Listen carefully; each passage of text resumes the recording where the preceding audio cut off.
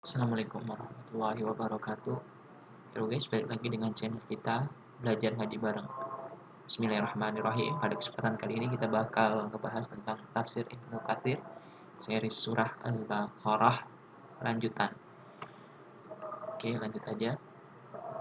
Ayat ke-6 dari surat Al-Baqarah yaitu innal ladzina kafaru sawa'un 'alaihim a'andzartahum am lam tunzirhum la yu'minun. Artinya sesungguhnya orang-orang yang kafir itu sama saja bagi mereka. Apakah engkau, Nabi Muhammad, beri peringatan atau tidak engkau beri peringatan, maka mereka tidak akan beriman. Quran Surat Al-Baqarah ayat 6. Tafsirnya dalam kitab Tafsir Ibnu Katsir, penjelasannya Allah Ta'ala berfirman, innal ladzina kafaru, atau sesungguhnya orang-orang yang kafir, yaitu orang-orang yang menutupi kebenaran dan menyembunyikannya. Dan Allah Azza wa Jalla telah menetapkan hal itu bagi mereka. Baik diberikan peringatan maupun tidak, maka mereka akan tetap kafir dan tidak mempercayai apa yang engkau Muhammad Shallallahu Alaihi Wasallam bawa kepada mereka. Sebagaimana dia telah berfirman, innal ladzina haqqat alaihim kalimatu rabbika la yu'minuna walau ja'atuhum kullu ayatin hatta yarawul adzabal alim. Yang artinya sesungguhnya orang-orang yang telah pasti terhadap mereka kalimat Rabbmu tidak akan beriman meskipun datang kepada mereka segala macam keterangan sehingga mereka menyaksikan azab yang pedih. Maksudnya orang-orang yang ditetapkan oleh Allah Azza wa Jalla hidup dalam kesengsaraan, maka ia tidak akan pernah merasakan kebahagiaan, dan orang yang disesatkannya maka tidak akan pernah mendapatkan petunjuk. Maka janganlah biarkan dirimu binasa karena kesedihan terhadap mereka, dan sampaikanlah risalah atau Islam kepada mereka. Kemudian ayat selanjutnya, khatamallahu ala qulubihim wa ala sam'ihim wa ala absarihim ghishawatu wa lahum adzabun azim. Yang artinya Allah Subhanahu wa taala telah mengunci hati dan pendengaran mereka. Pada penglihatan mereka ada penutup dan bagi mereka azab yang sangat berat. Tafsirnya dalam tafsir Ibnu Katsir, penjelasannya yaitu mengenai firman-Nya khatamallah as-sudi, mengatakan artinya bahwa Allah tabaraka wa taala telah mengunci mati. Masih berkaitan dengan ayat ini, Qatadah mengatakan syaitan telah menguasai mereka karena mereka telah menaatinya.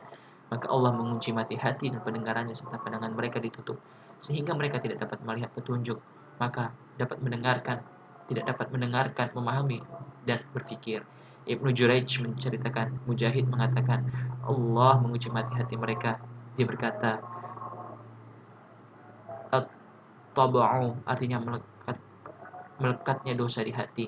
Maka dosa-dosa itu senantiasa mengelilinginya dari segala arah sehingga berhasil menemui hati tersebut. Pertemuan dosa dengan hati itu merupakan kunci mati.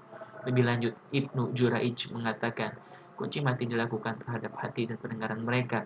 Ibnu Jurayj juga menceritakan, Abdullah bin Katsir memberitahukan kepadaku bahwa ia pernah mendengarkan Mujahid mengatakan, ar-ranu atau penghalang lebih ringan daripada at-tab'u atau penutup dan pengecap, dan at-tab'u lebih ringan dari al-iqfalu atau penguncian.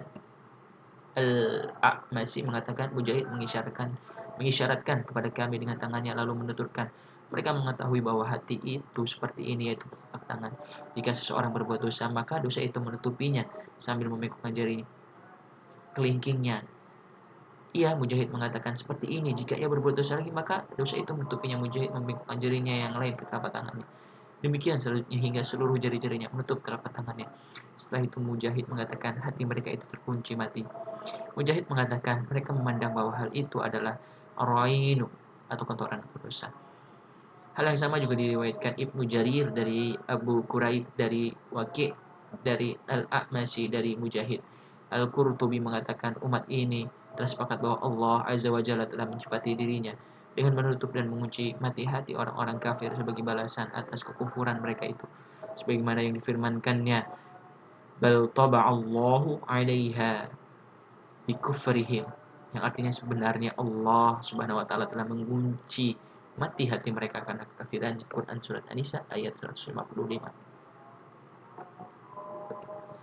Ibnu Jarir mengatakan, yang sahih menurutku dalam hal ini adalah apa yang bisa dijadikan perbandingan, yaitu hadis yang diriwayatkan dari Rasulullah Shallallahu Alaihi Wasallam dari Abu Hurairah radhiyallahu anhu yang menceritakan Rasulullah Shallallahu Alaihi Wasallam bersabda, Innal mu'mina idza adnaba dzaba kanat nuktahu suda'un fi qalbihi fa in taba wa taza'a wasta'taba saqala qalbuhu wa in zadat hatta ta'luwa qalbahu fadzalika ar-ranul ladzi qala Allah Ta'ala, yang artinya sesungguhnya seorang mukmin jika ia mengerjakan suatu perbuatan dosa maka akan timbul noda hitam di dalam hatinya.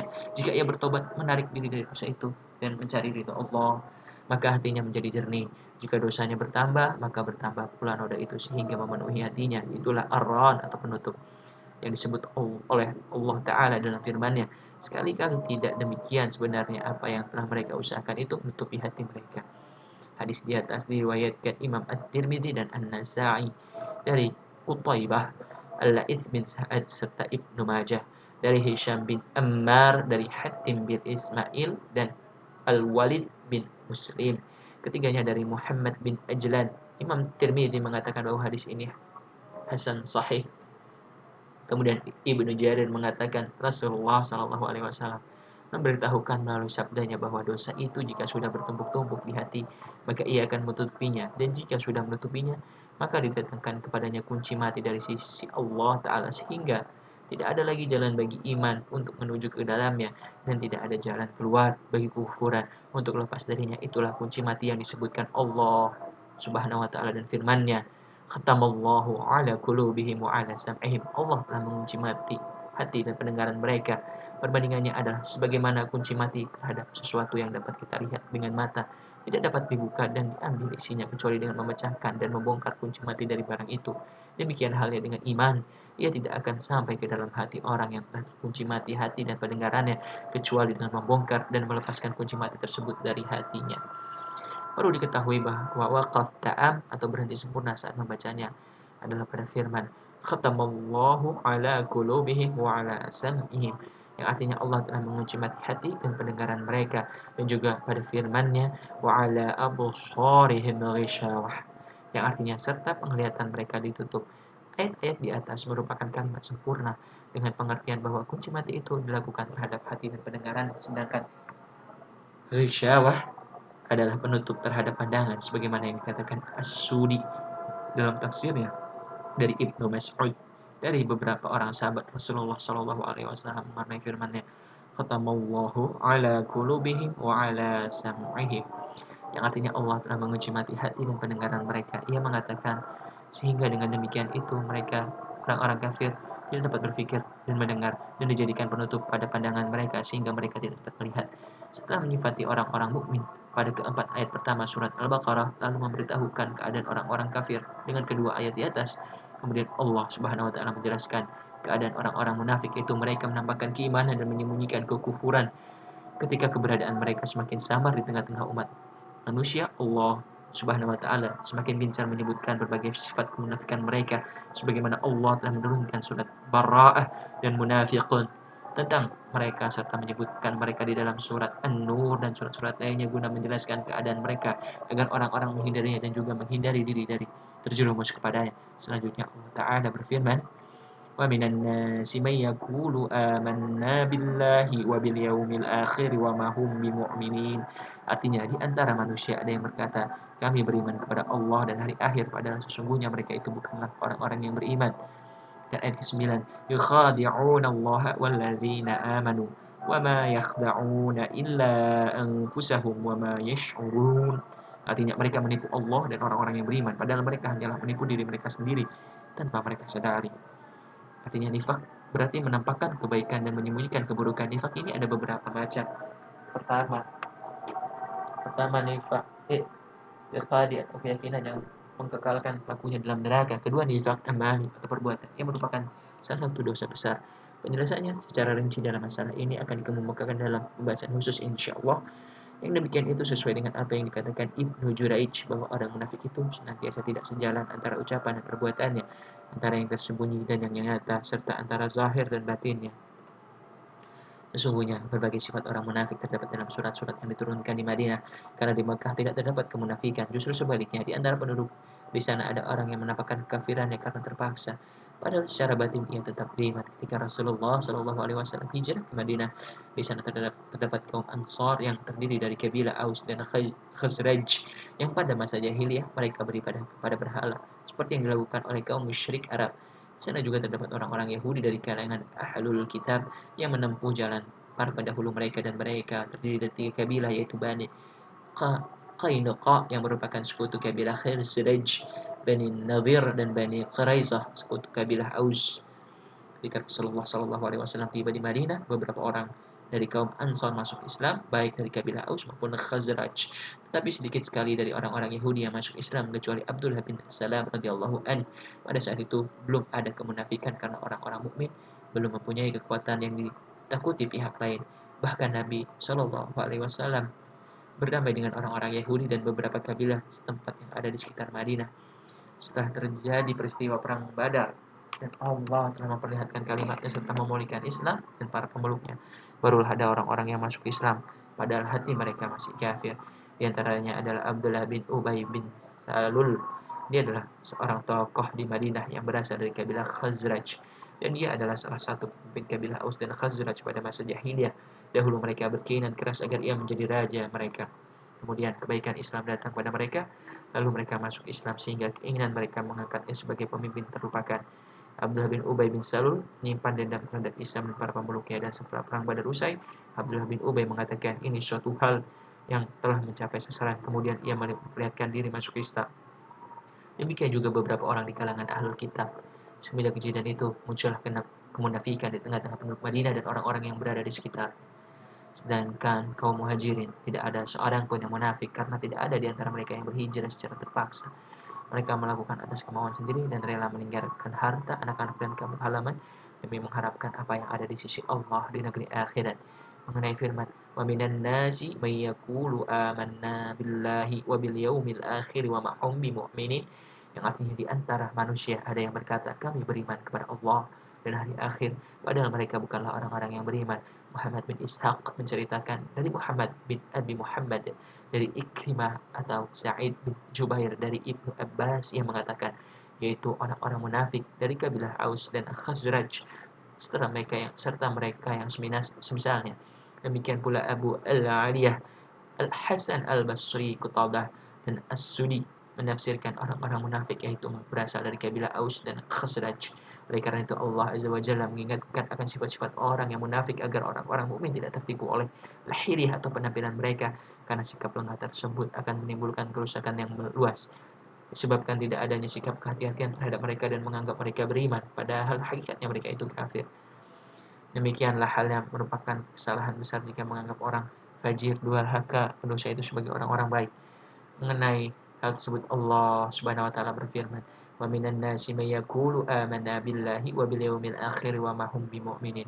Dan di antara manusia ada yang berkata, kami beriman kepada Allah dan hari akhir, padahal mereka bukanlah orang-orang yang beriman. Artinya mereka mengatakan hal seperti itu dengan tidak dibarengi oleh kenyataan sebagaimana firman-Nya, "Idza ja'akal munafiquna qalu nashhadu innaka la rasulullahi wallahu ya'lamu innaka la rasuluh."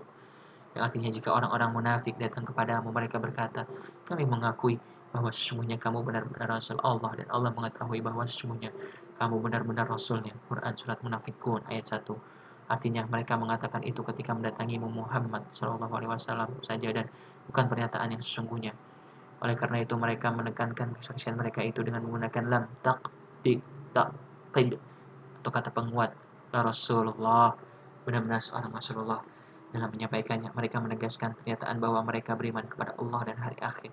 Padahal sesungguhnya tidak demikian, sebagaimana Allah Azza wa Jalla telah mendustakan kesaksiannya dan pernyataan mereka melalui firman-Nya, "Wallahu yashhadu innal munafiqina lakadzibun."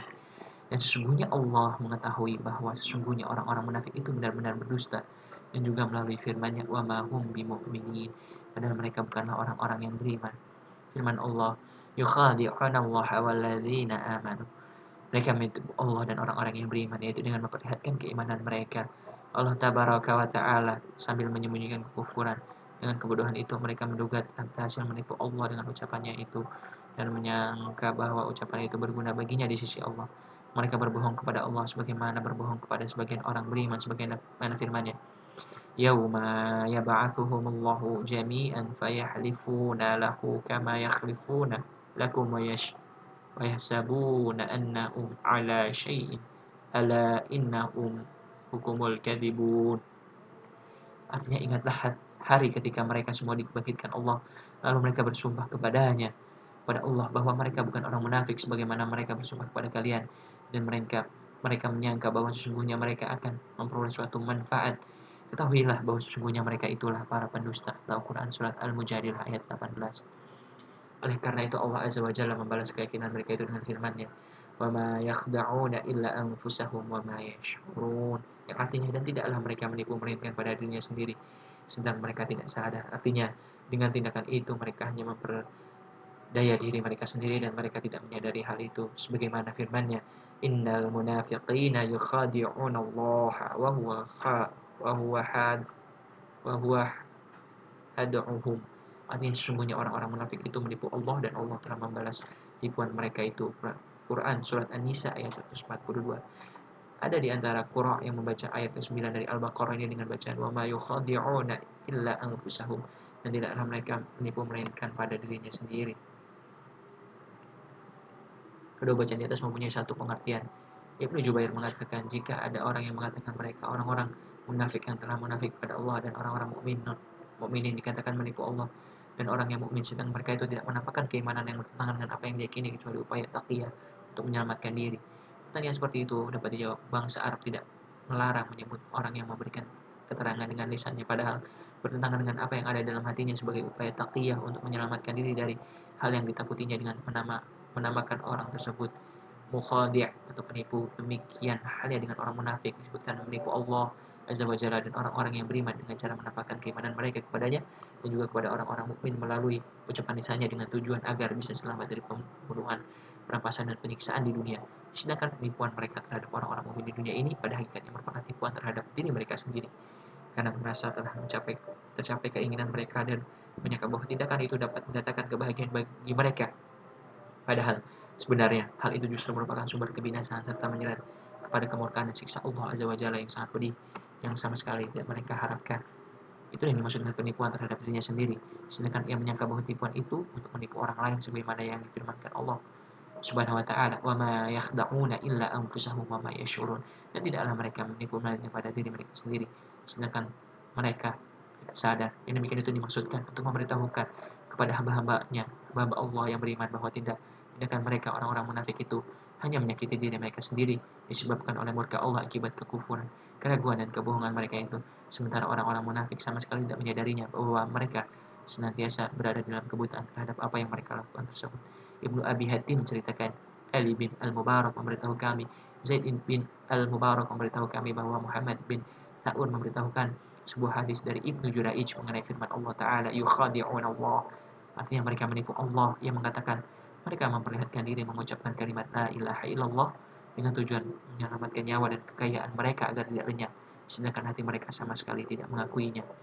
Mengenai firman Allah, wa minan nasi may yaqulu amanna billahi wa bil yaumil akhir wa ma hum bimu'minin yukhadi'una Allah wal ladzina amanu wa ma yakhda'una illa anfusahum wa ma yash'urun. Yang artinya di antara manusia ada yang berkata kami beriman kepada Allah dan hari akhir, padahal mereka bukanlah orang-orang yang beriman, dan tidaklah mereka menipu melainkan pada diri sendiri sedang mereka tidak sadar. Dari Qatadah, Abu Sa'id mengatakan sifat orang munafik itu ada pada banyak hal akhlak yang tercela, yang membenarkan dengan lisannya dan mengingkari dengan hatinya serta berlawanan dengan perbuatannya. Pagi hari begini dan sore harinya telah berubah. Sore harinya begini dan pada pagi harinya telah berubah pula. Ia berubah-ubah seperti goyangnya kapal karena terpaan angin setiap kali ingin bertiup, maka ia pun ikut bergoyang. Ayat selanjutnya ayat ke-10. Fi qulubihim maradun fazadahumullahu marada wa lahum adzabun alimun bima kanu yakdzibun. Artinya dalam hati mereka ada penyakit lalu Allah menambah penyakitnya dan mereka mendapatkan azab yang sangat pedih karena mereka selalu berdusta. Mengenai firman Allah, fi qulubihim marad, di dalam hati mereka ada penyakit. As-Sudi menceritakan dari Ibnu Mas'ud dan beberapa orang sahabat Rasulullah SAW yang mengatakan yaitu keraguan. Lalu Allah menambahkan keraguan itu dengan keraguan lain. Menurut Ikrimah dan tawus, dalam hati mereka ada penyakit yaitu riya. Sedangkan mengenai firman-Nya bima kanu yakdzibun, disebabkan mereka berdusta. Ada yang membaca yukadzibun, mereka menyandang sifat ragu dan riya. Sungguh mereka berdusta dan bahkan mereka mendustakan hal-hal yang gaib. Al-Qurtubi dan beberapa orang mufassir pernah ditanya mengenai hikmah Rasulullah SAW menahan diri tidak membunuh orang-orang munafik, padahal beliau mengetahui sendiri tokoh-tokoh mereka itu. Lalu para mufassir itu memberikan beberapa jawaban seperti pertanyaan tersebut. Yang salah satunya adalah bahwa apa yang ditetapkan dalam kitab Sahih Al-Bukhari dan Muslim, bahwa Rasulullah SAW pernah mengatakan kepada Umar bin Khattab radhiyallahu anhu, akrahu ayatahaddatsa al-arabu anna Muhammadan yaqtulu ashabah. Aku tidak suka kalau nanti bangsa Arab ini memperbincangkan bahwa Muhammad telah membunuh sahabat-sahabatnya. Artinya Nabi Muhammad SAW mengkhawatirkan terjadinya perubahan pada banyak orang Arab untuk masuk Islam karena mereka tidak mengetahui hikmah dari pembunuhan tersebut, padahal pembunuhan yang akan beliau lakukan terhadap orang munafik itu karena kekufuran, sedang mereka hanya melihat apa yang mereka saksikan. Lalu mereka mengatakan Muhammad telah membunuh sahabat-sahabatnya. Al-Qurtubi mengatakan demikian itulah yang menjadi pendapat para ulama kami dan ulama-ulama lainnya, sebagaimana Rasulullah SAW telah memberikan sesuatu kepada orang-orang yang baru masuk Islam padahal beliau mengetahui buruknya keyakinan mereka. Imam At-Tiyah mengatakan yang demikian itu merupakan pendapat para sahabat. Imam Malik yang telah ditetapkan Muhammad bin Al-Jahm Al-Qadi Ismail Al-Abhari, dan dari Ibnul Majisyun.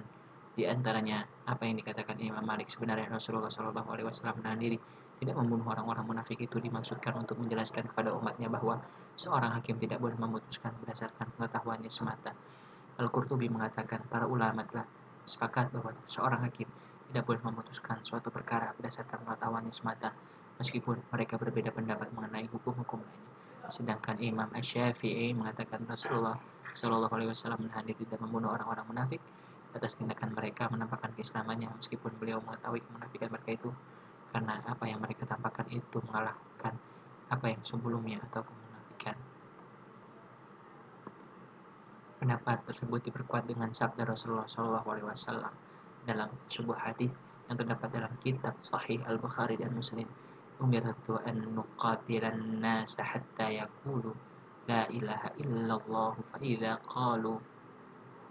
qaluhu asamu minni dama'ahum wa amwalahum illa bihaqqun hawa hisabuhu ala Allahi azza wa jalla. Aku diperintahkan untuk memerangi manusia sampai mereka bersaksi bahwa tidak ada ilah selain Allah dan Muhammad adalah Rasulullah. Apabila mereka mengatakannya, maka darah dan harta kekayaan mereka mendapatkan perlindungan dariku kecuali dengan hak Islam, dan perhitungan mereka berada di tangan Allah azza wa jalla. Hadis riwayat muttafaqun alaih. Artinya, barang siapa telah mengucapkan kalimat la ilaha illallah itu, maka berlaku baginya secara zahir seluruh hukum Islam, dan jika ia meyakininya, ia akan mendapatkan pahala di akhirat kelak, dan jika tidak meyakininya, maka tidak akan mendatangkan manfaat baginya di akhirat nanti pemberlakuan hukum terhadap dirinya di dunia. Adapun keadaan mereka yaitu bercampur baur dengan orang-orang yang beriman, sebagaimana Allah tabaraka wa ta'ala berfirman, yunadunahum alam nakum ma'akum qalu bala walakinnakum fatantum anfusakum tarabbastum wartabtum wa gharratkumul amani hatta jaa amrullah. Orang-orang munafik itu memanggil mereka orang-orang mukmin seraya berkata, bukankah kami dahulu bersama dengan kamu? Mereka menjawab, benar, tetapi kamu mencelakakan dirimu sendiri dan menunggu kehancuran kami, dan kamu ragu-ragu serta ditipu oleh angan-angan kosong sehingga datanglah ketetapan Allah. Quran Surat Al-Hadid ayat 14. Maksudnya, mereka bersama-sama dengan orang-orang mukmin di beberapa tempat di padang mahsyar. Dan jika hari yang telah ditetapkan Allah itu tiba, maka perbedaan mereka tampak jelas dan akan terpisah dari orang-orang mukmin.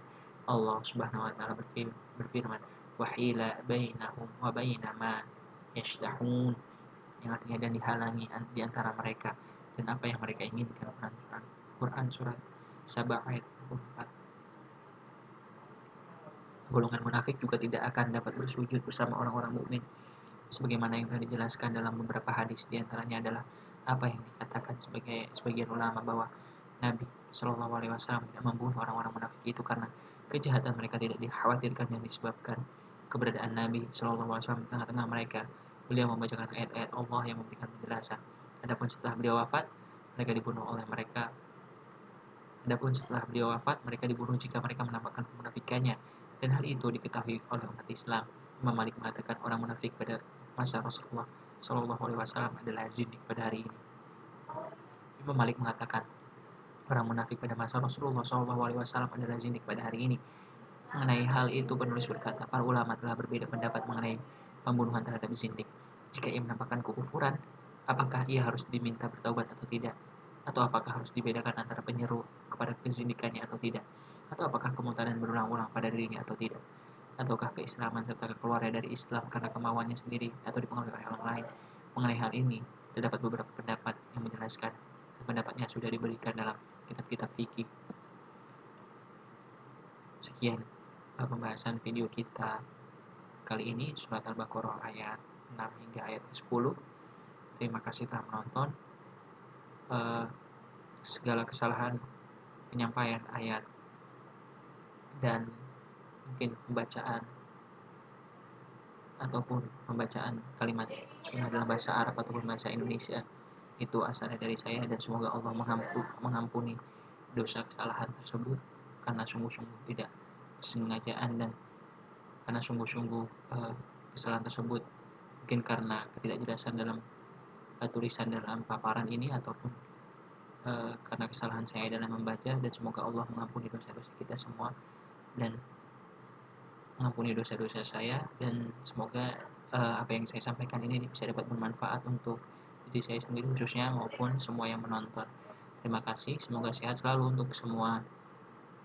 Assalamualaikum warahmatullahi wabarakatuh.